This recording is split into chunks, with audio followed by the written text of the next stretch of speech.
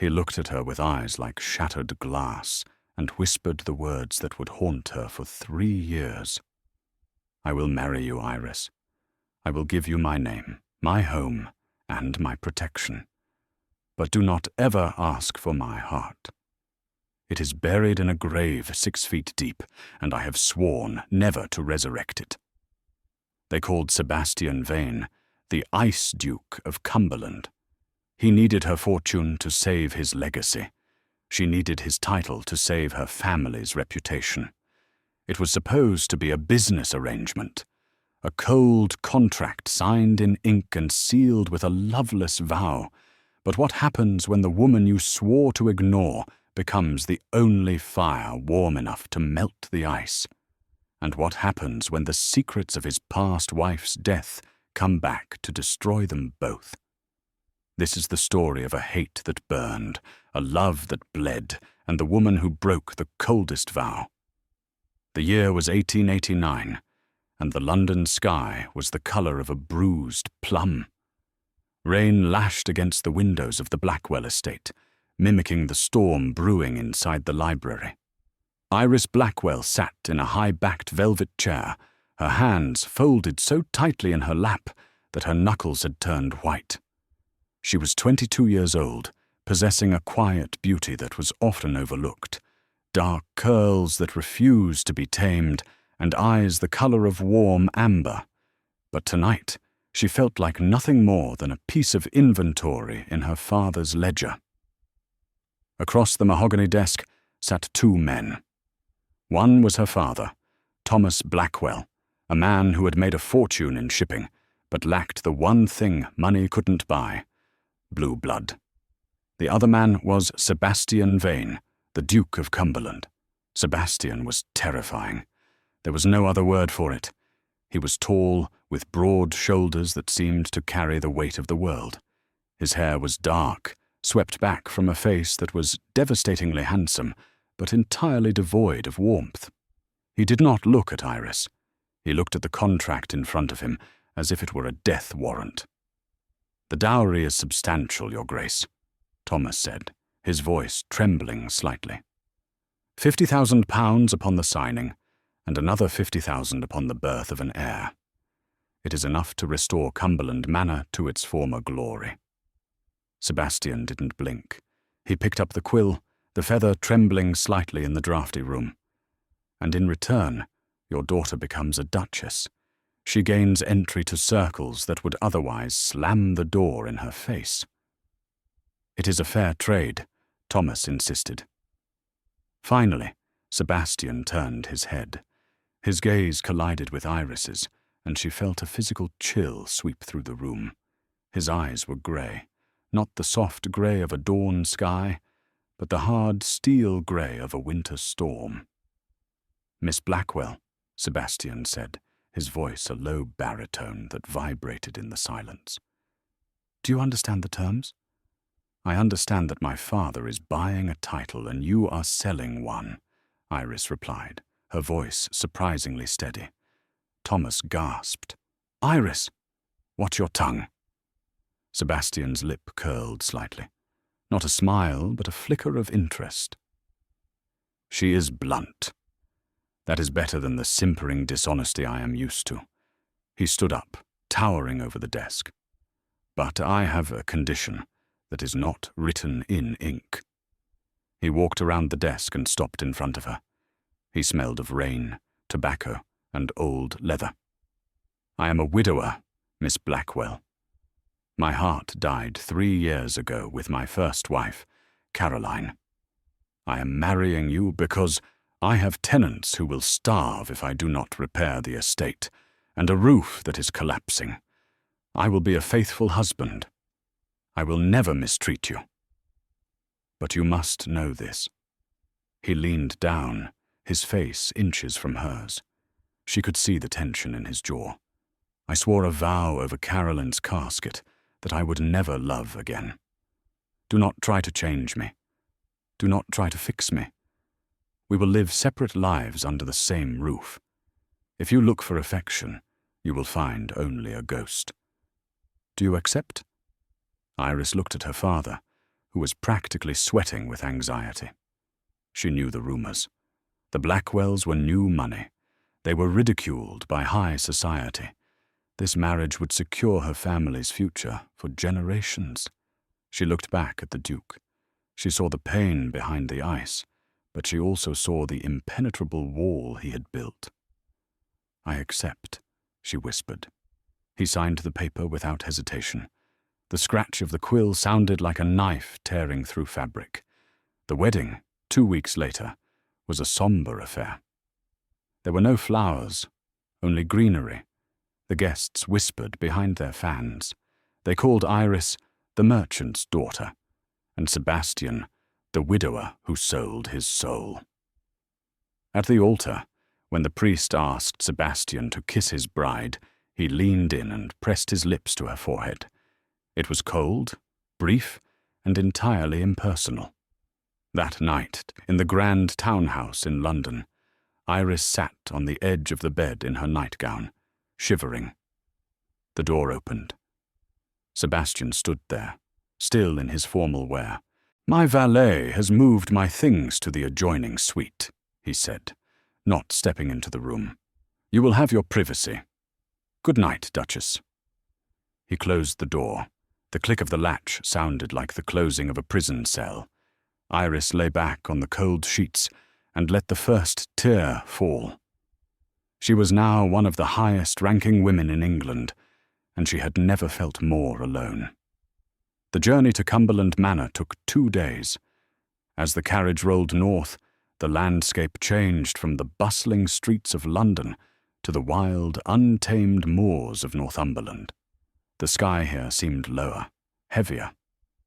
Sebastian rode his horse alongside the carriage for the entire journey, refusing to sit inside with Iris.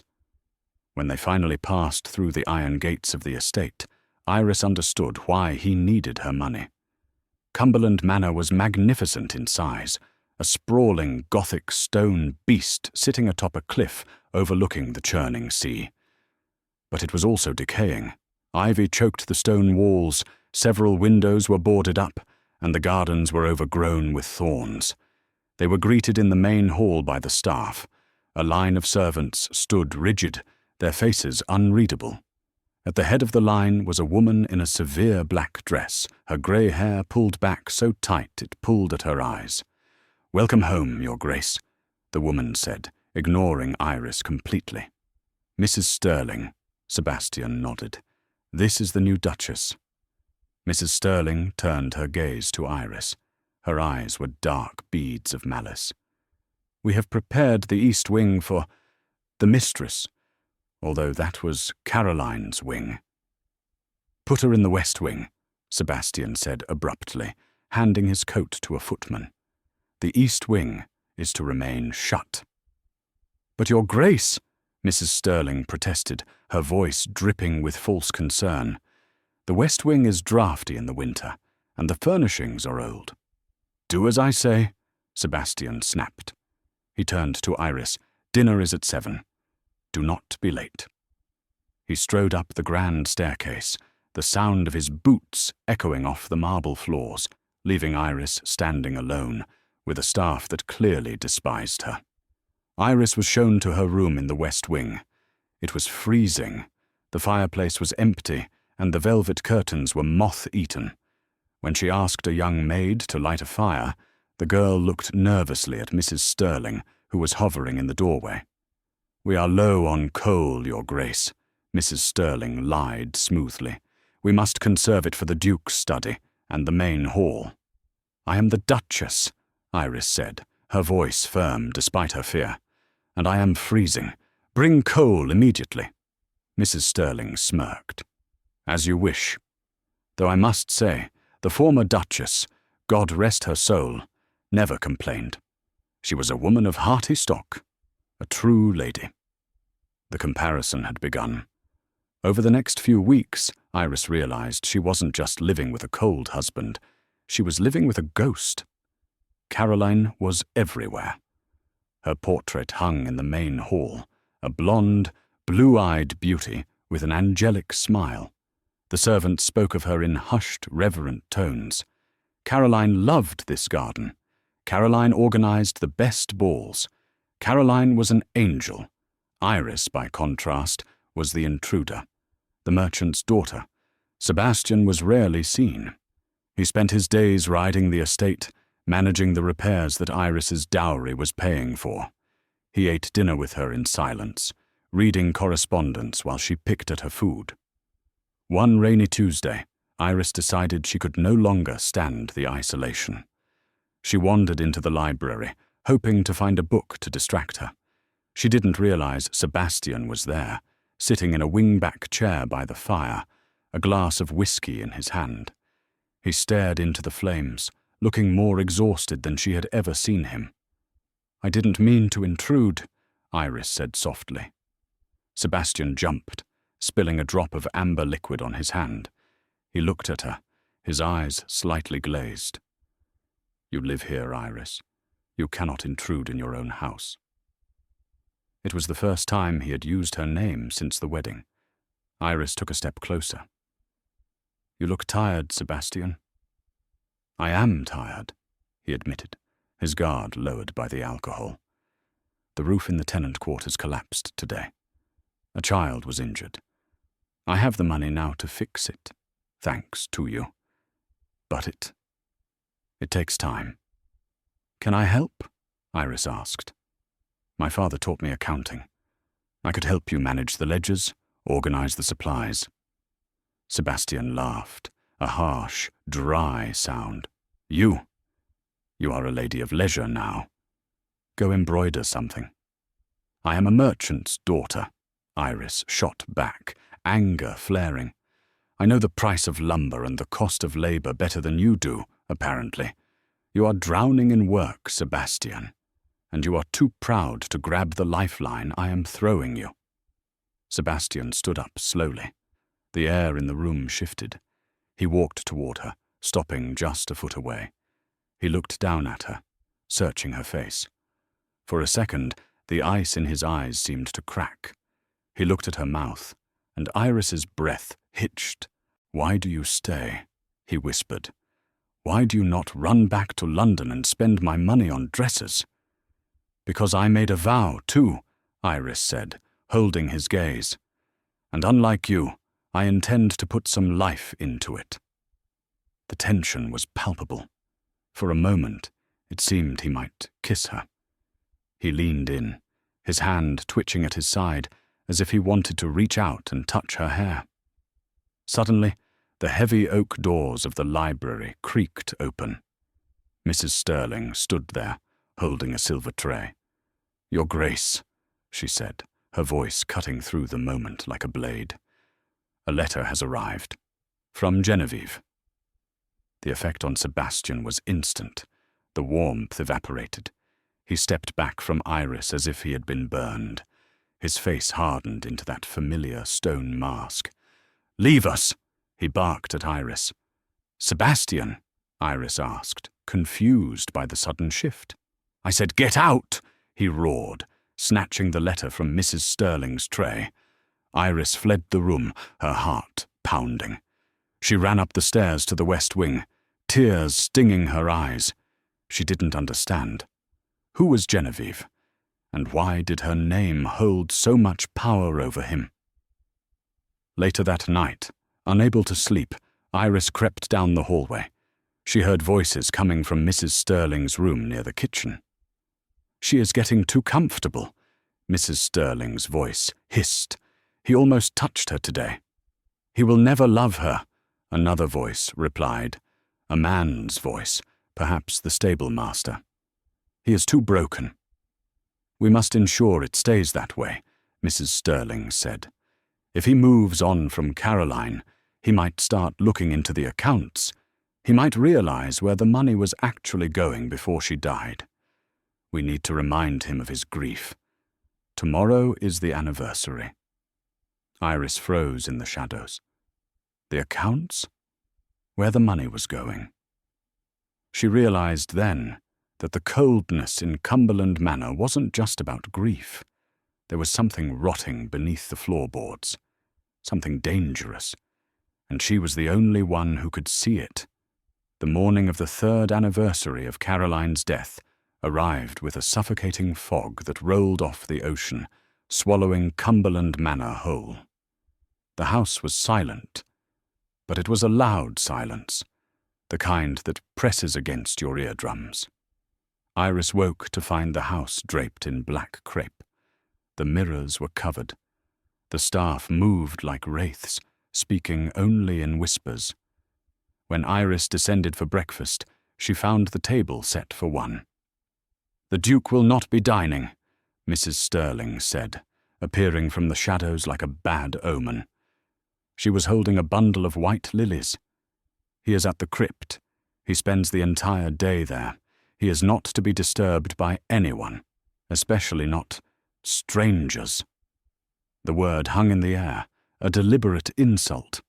"I am his wife, Mrs. Sterling," Iris said, smoothing the skirt of her deep blue day dress. "Not a stranger."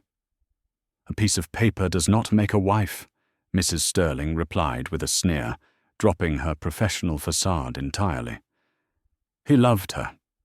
He worships the ground she lies in. You are merely the bank account that keeps the lights on." Iris felt the sting of tears but refused to let them fall. She remembered the conversation she had overheard the night before. The accounts. Someone was stealing. "If I am the bank account," Iris said, her voice icy, "then I suggest you treat me with the respect due to the person who pays your wages. Now, move aside. I am going to the library." Mrs. Sterling's eyes narrowed, but she stepped back. As Iris walked past, she noticed the housekeeper's hands were trembling. Fear. Mrs. Sterling was afraid of Iris looking too closely at the household management. Instead of going to the crypt to comfort a husband who didn't want her, Iris went to war. She entered the library and locked the heavy door behind her. If Sebastian was occupied with the dead, she would investigate the living. She climbed the ladder to the highest shelf, where the dusty, older ledgers were kept, the ones from 3 years ago before Caroline died. She pulled them down, sneezing as a cloud of dust erupted. For 5 hours, Iris pored over the numbers. Her father had taught her that numbers were the only language that couldn't lie. People lied, ledgers didn't. It didn't take long to find the bleeding wound in the estate's finances. 3 years ago, the estate was profitable. But every month, large sums, hundreds of pounds, were withdrawn under the label charitable donations. These payments were authorized by Caroline. Iris frowned. She traced the entries. The money wasn't going to the church or the orphanage. The checks were endorsed to a Dr. Lysander Thorn in London. Thorn. The name sent a shiver down her spine. Why was the Duchess paying a doctor in London half the estate's income? And why did the payments stop exactly on the day she died? "What were you hiding, Caroline?" Iris whispered to the empty room. Suddenly, the sound of shattering glass echoed from the hallway. Iris slammed the ledger shut, hid it behind a row of encyclopedias, and unlocked the door. She ran toward the noise. In the main foyer, Sebastian was standing amidst the wreckage of a vase. He was soaking wet, his clothes muddy from kneeling in the graveyard, and he reeked of brandy. He was swaying, his eyes wild and unseeing. "She's gone!" he slurred, shouting at the empty air. "Why is it still so cold?" Mrs. Sterling rushed forward, her face a mask of exaggerated pity. "Oh, Your Grace, you are in a state. Come, let me help you to bed. The grief is too much."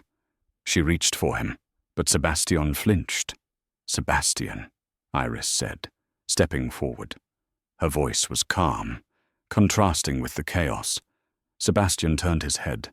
For a moment, he didn't seem to know who she was. Then, recognition dawned, bringing with it a wave of misplaced anger. "You!" he spat. "What are you doing here? Why are you wearing blue?"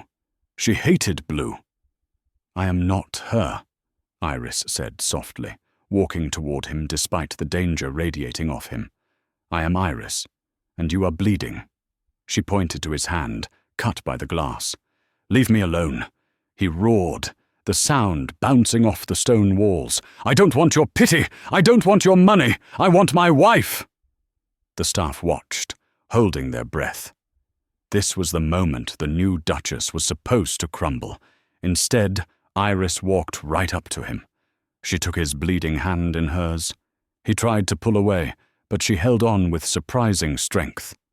"You can scream at me all you want, Sebastian," she said, looking up into his storm-grey eyes. "You can hate me for breathing while she is dead. But I am the only one in this house who is actually looking at you, not the ghost of who you were." Sebastian froze. The rage seemed to drain out of him, leaving only exhaustion.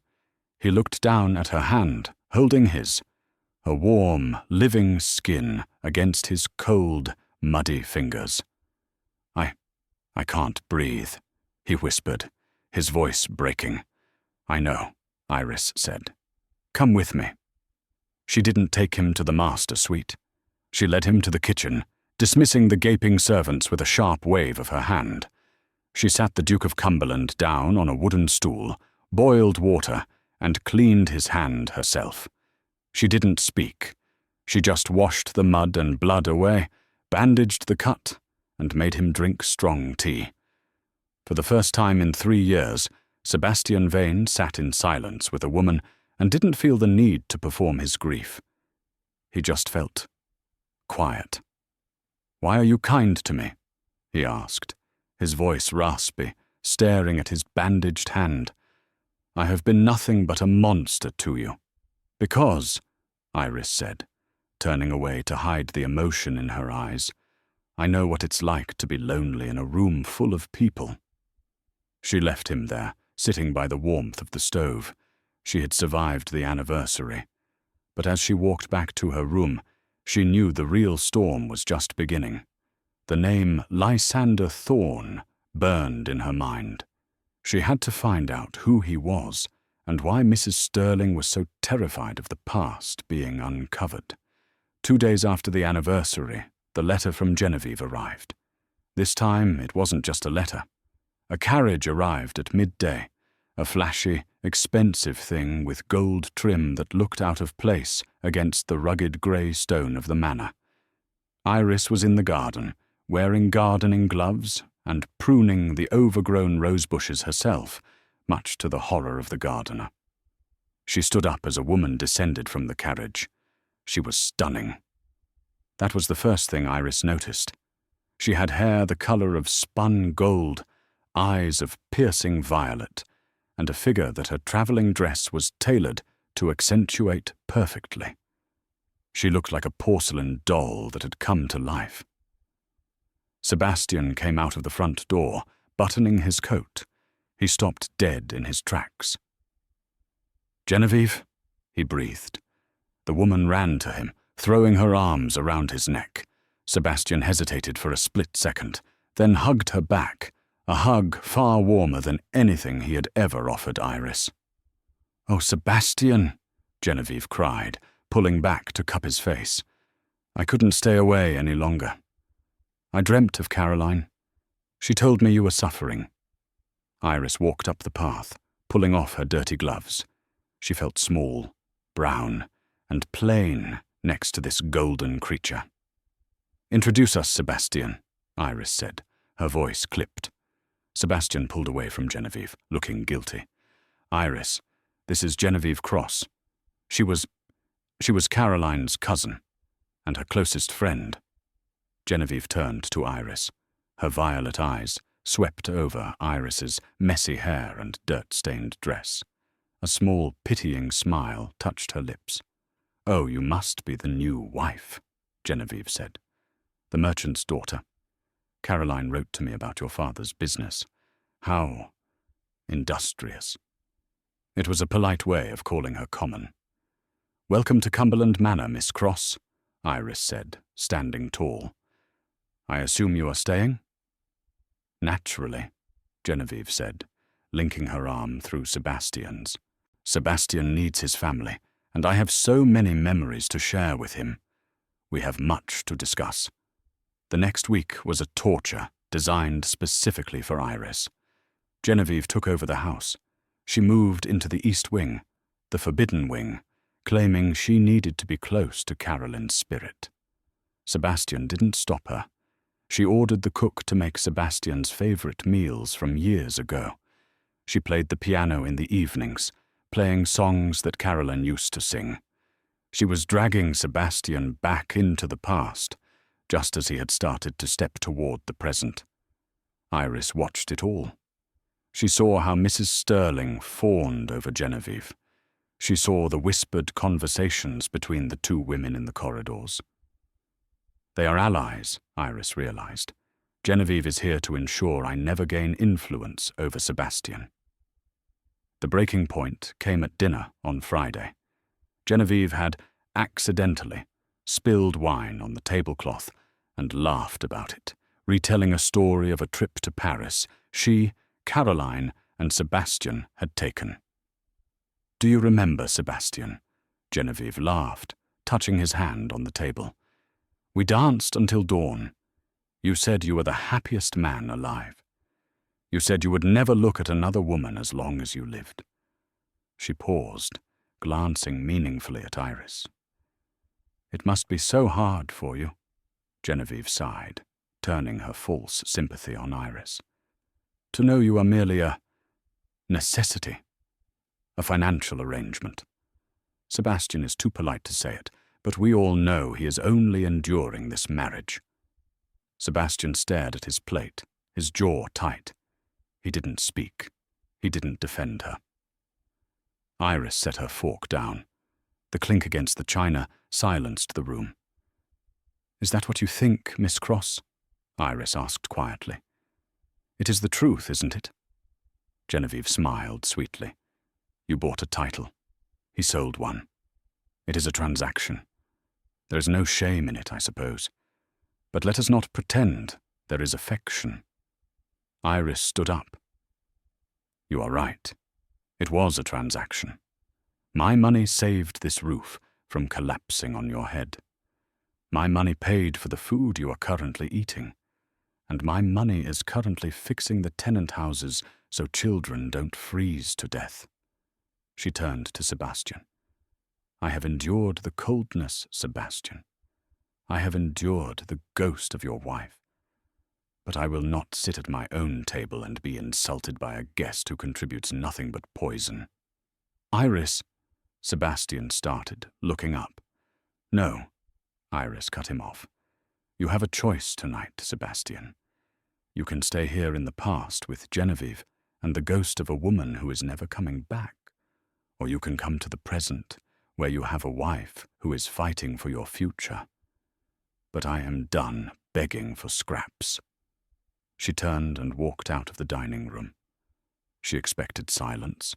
She expected him to stay seated. But as she reached the hallway, she heard the scrape of a chair being pushed back violently. "Genevieve," Sebastian's voice rang out, low and dangerous. "You will apologize." Iris stopped, her heart hammering against her ribs. She turned around. Sebastian was standing, looming over the beautiful blonde woman. Genevieve looked shocked. "Sebastian?" she gasped. "I was only speaking the truth, for Caroline." "Do not use her name to justify your cruelty," Sebastian growled. "Iris is my wife. She is the Duchess of Cumberland, and you are a guest in her home. If you cannot show her respect, then you will leave. Tonight." You are choosing her," Genevieve whispered, her face twisting into something ugly. "Over us? Over the memory of Carolyn?" "I am choosing to live," Sebastian said. He looked toward the doorway, his eyes locking with Iris's. The ice was gone. In its place was something fierce, desperate, and undeniably hot. He walked away from the table, leaving Genevieve stunned, and strode toward Iris. He didn't stop until he was standing right in front of her. "You were right," he said, his voice rough. "I have been a coward." He reached out, his hand trembling slightly, and brushed a stray curl from her forehead. His fingers grazed her skin, and the contact sent a shockwave through her. "I don't know if I can give you my heart yet, Iris," he whispered. "It is still in pieces. But I swear to you, no one will ever disrespect you again. Not even me." Iris let out a breath she felt she had been holding for months. "That is a start, Sebastian." He offered her his arm. "Walk with me. I want to show you the plans for the tenant cottages. I believe you had some ideas about the costs." As they walked away, arm in arm, Iris felt a triumph unlike any other. But she didn't see the look on Genevieve's face as they left. It wasn't just jealousy. It was panic. Genevieve turned to Mrs. Sterling, who was lurking in the shadows.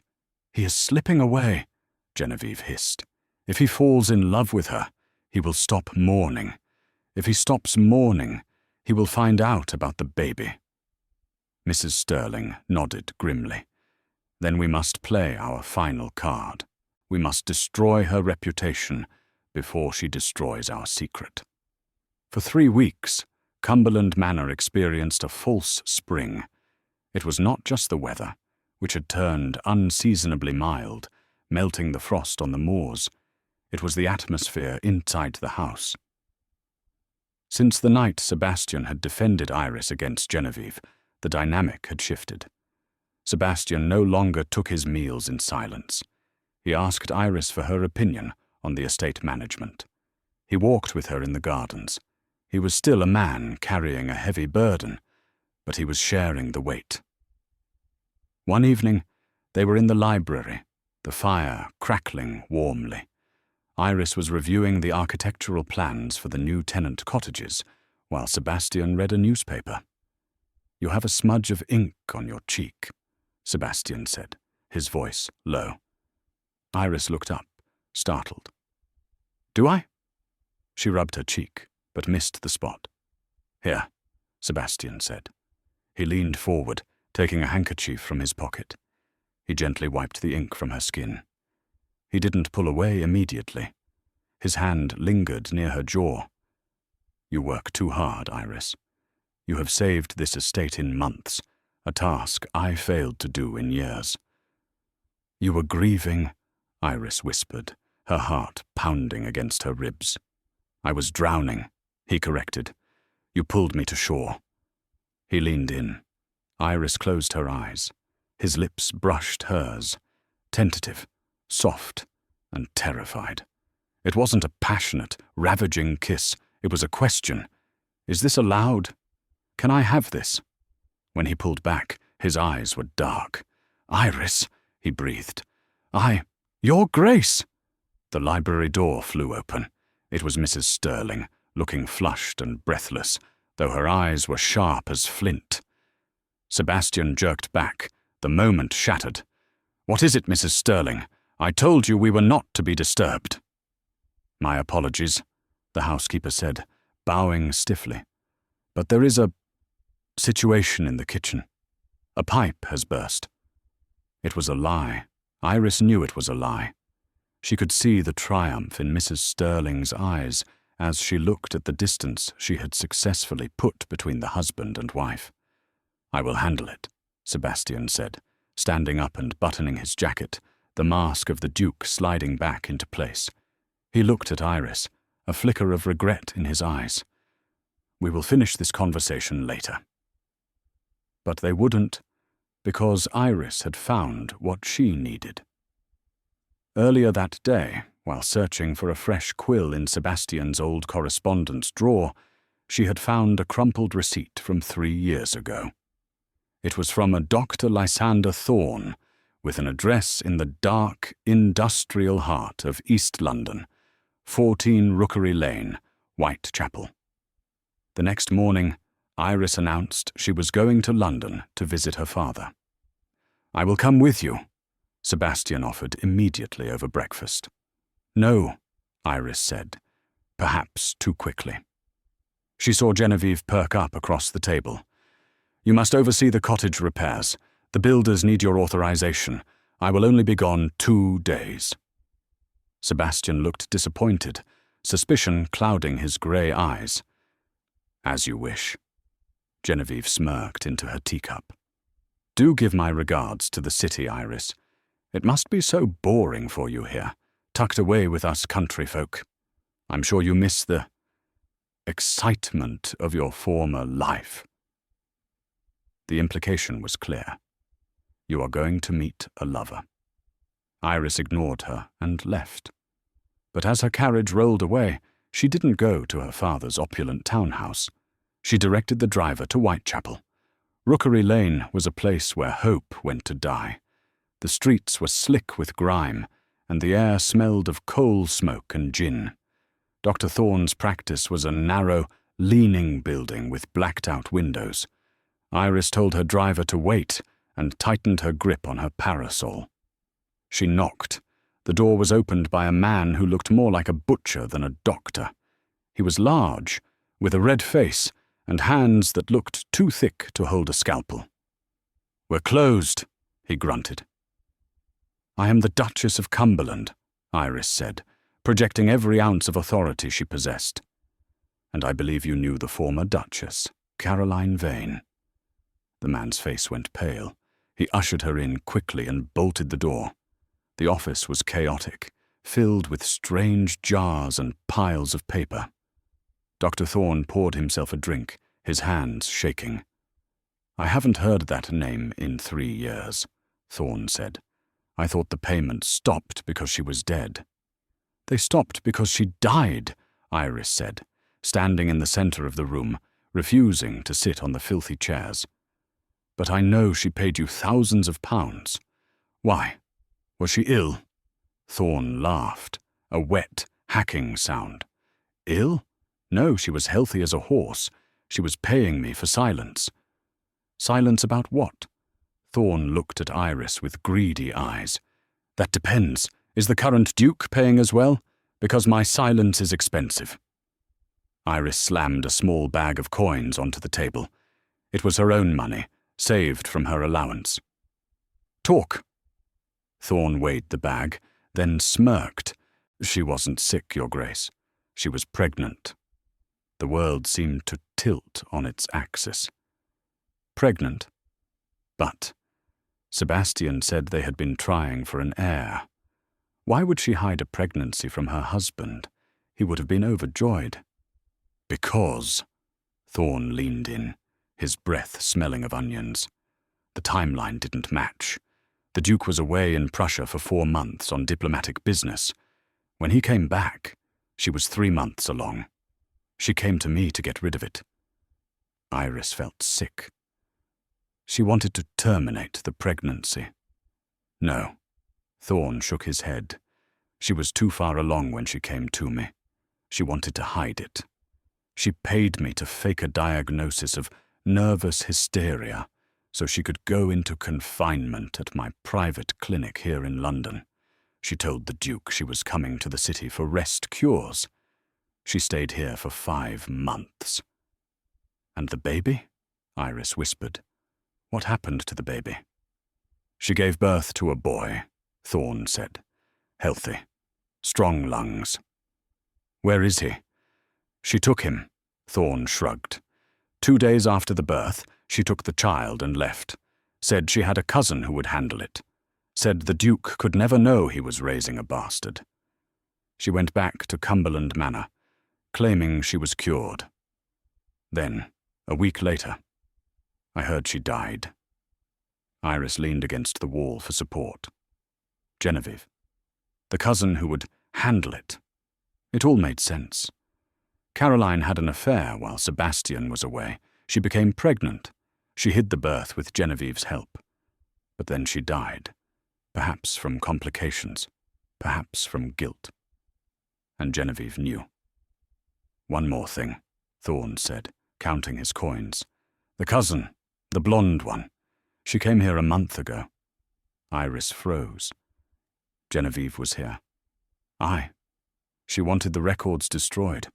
I told her I'd do it for a price. She said she'd get the money from the estate." Iris turned and ran out of the shop. Genevieve wasn't just a jealous friend. She was a blackmailer. She was likely bleeding the estate dry to pay Thorn, or worse, she was keeping the illegitimate child somewhere as leverage. Iris had to get back to Sebastian. She had to tell him the truth, that the saintly wife he mourned was a liar, and that his grief had been manufactured by the very people claiming to protect him. But as Iris's carriage raced north, back toward the moody skies of Cumberland, she didn't realize that Genevieve had anticipated this move. The trap at the manor had already been set, and it was going to snap shut the moment Iris walked through the door. The journey back was grueling. A storm had washed out one of the bridges, forcing a detour that added 10 hours to the trip. By the time Iris arrived at Cumberland Manor, it was late evening on the third day. The house was ablaze with light. Carriages lined the driveway. Iris stumbled out of her carriage, her dress wrinkled from travel, her hair a mess. "What is happening?" she asked the footman. "The Duke is hosting the autumn assembly, Your Grace," the footman said, avoiding her eyes. "Miss Cross organized it in your absence." A party. Genevieve had thrown a party while Iris was gone, knowing Iris would return exhausted and unprepared. Iris walked into the great hall.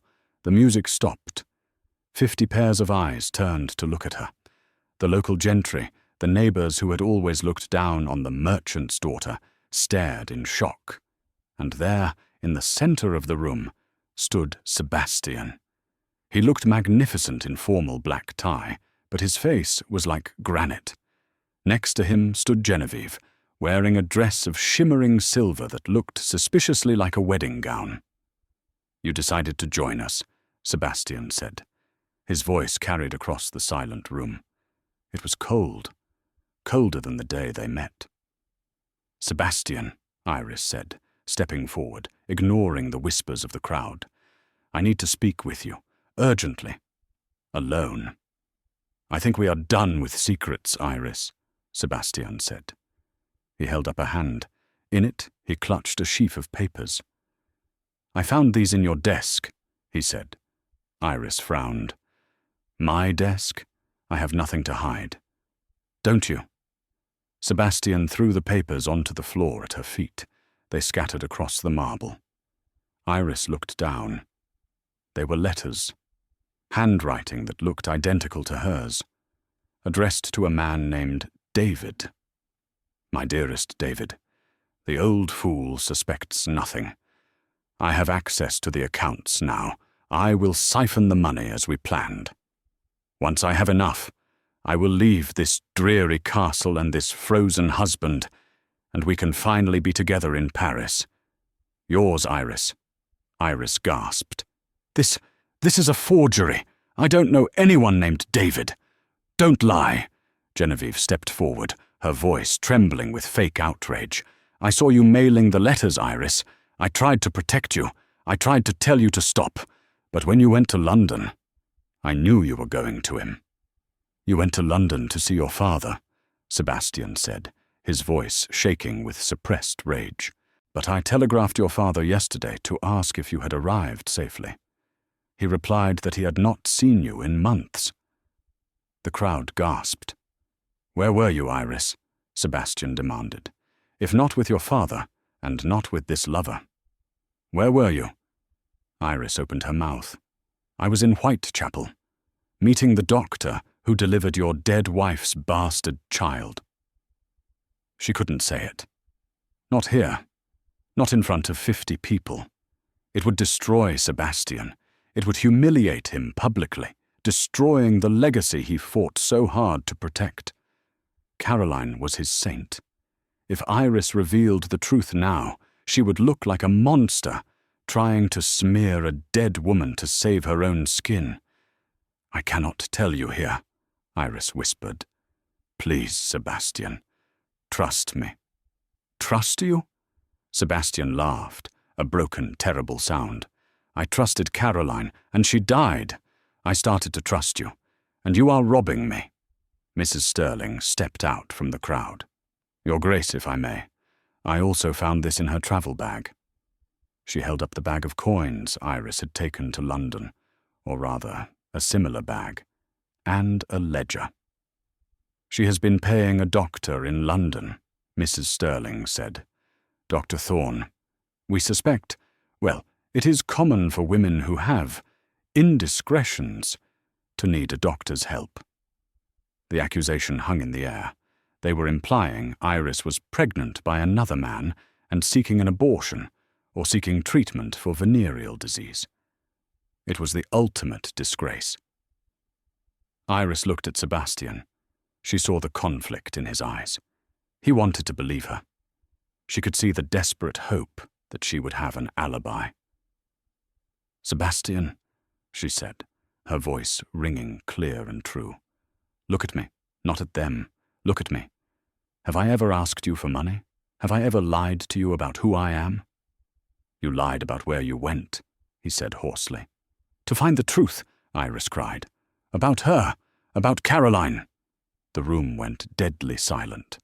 Sebastian's face shut down. The gate closed. "Do not speak her name." "She is the one who paid Thorne," Iris shouted, desperate now. "She is the one who had secrets. Genevieve is lying to you." "Enough!" Sebastian roared. He turned his back on her. The rejection was absolute. "You are my wife," Sebastian said to the wall, unable to look at her. "So I cannot cast you out without causing a scandal that would ruin this family forever. You will remain at Cumberland Manor, but you will live in the gatehouse. You will not step foot in this house again. You will not speak to me. You will not speak to my staff." "Sebastian, please, get her out of my sight," he ordered the guards. 2 footmen grabbed Iris by the arms. She didn't fight them. She looked at Genevieve. Genevieve was smiling. It was a small, victorious smile. She leaned into Sebastian, placing a comforting hand on his arm. "I am so sorry, Sebastian," she cooed. "I am here. I will never leave you." Iris was dragged out of the warmth of the great hall and into the cold, rainy night. The heavy doors slammed shut behind her, with a sound like a coffin lid closing. She was thrown into the gatehouse, a small, damp stone cottage at the edge of the estate.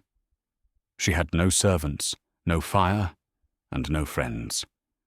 She sat on the dusty floor, listening to the rain. She had lost everything: her reputation, her home, and the man she had foolishly fallen in love with. But as the dawn broke, grey and bleak, Iris Blackwell stood up. She wiped the tears from her face. They thought they had broken her. They thought she was just a merchant's daughter who would fade away into shame. But they had forgotten one thing. Merchants know how to negotiate, and they know that when someone cheats you, you don't walk away. You burn their business to the ground. Iris reached into her corset. There, hidden against her skin, was a piece of paper she had taken from Thorne's office when he wasn't looking. It wasn't a receipt. It was an address. The orphanage of St. Jude, Yorkshire. That was where the child was. "You want a war, Genevieve?" Iris whispered to the empty room. "I will give you a war." Christmas Eve arrived, wrapping Cumberland Manor in a shroud of white snow. Inside, the great hall glittered with false cheer. Genevieve, draped in the late Caroline's diamonds, raised a glass to a new beginning, acting every bit the Duchess she longed to be. Sebastian stood beside her, a hollow man, his eyes lifeless. Suddenly, the heavy oak doors banged open. A freezing gust extinguished the candles, silencing the room. Iris stood in the threshold. She wore a rough wool cloak, her face gaunt from travel, but her eyes burned with a terrifying fire. Clinging to her hand was a shivering 3-year-old boy. "Guards!" Genevieve shrieked. "Remove this thief!" "I am no thief," Iris's voice rang out, cutting through the panic. She marched forward, the crowd parting like water, until she stood before Sebastian. I went to Yorkshire, Sebastian, to the orphanage of St. Jude. She pushed the boy forward. This is Leo. Dr. Thorne delivered him 3 years ago in London. Sebastian frowned, looking at the child. I don't understand. Look at his neck, Iris commanded. Sebastian knelt. There, on the boy's skin, was a star-shaped birthmark. The cross-family mark, Iris declared. Genevieve has one. And so did Caroline. The room gasped. Genevieve stumbled back, her face draining of colour. Caroline didn't die of fever, Iris revealed, tears finally spilling. She died of infection after hiding a pregnancy. You were in Prussia, Sebastian. She had a lover. She paid Thorne for silence, and she paid Genevieve to hide the child. Iris slammed a bundle of letters against Sebastian's chest. Read them. Read how your friend blackmailed your dead wife and left her own nephew to rot in an orphanage. Sebastian read the first letter. His hands shook. The truth hit him like a physical blow. He had mourned a lie for 3 years while punishing the only woman who fought for him. "Get out," Sebastian whispered to Genevieve. Then he roared, "Get out before I kill you!" Genevieve fled into the snow, her reign of terror over. Sebastian turned to Iris, who was swaying with exhaustion. "You cleared your name," she whispered. "I will go now." "No!" Sebastian caught her as she fell, pulling her tightly against his chest in front of everyone. "I was a blind fool. I worshipped a ghost and froze out the only warmth in my life." He framed her face in his hands. "I swore never to love again. But you, Iris, you broke that vow. I love you. Please, stay." Iris smiled through her tears. "Only if we banish the ghosts, Sebastian." "Done," he promised, kissing her deeply as the crowd erupted. Years later, the manor was warm and full of laughter. Sebastian sat in the garden with Iris, their daughter, and Leo, whom they raised as their own. The Ice Duke was gone, replaced by a man who finally understood that the only way to survive the winter is to let yourself burn. And so, the ice finally melted at Cumberland Manor. Sebastian learned the hardest lesson of all, that true love isn't about preserving a memory, but about fighting for the person standing right in front of you. Iris didn't just save the estate, she saved his soul. I hope you enjoyed this story of betrayal, redemption, and a love that defied the odds. If this story moved you, please take a moment to hit the like button. It really helps the channel grow. What would you have done if you were Iris? Would you have forgiven Sebastian, or would you have walked away after clearing your name? Let me know in the comments below. And if you want more dramatic stories, historical romances, and twisted tales of karma, make sure to subscribe and ring the notification bell so you never miss a new upload. Thanks for listening, and I'll see you in the next story.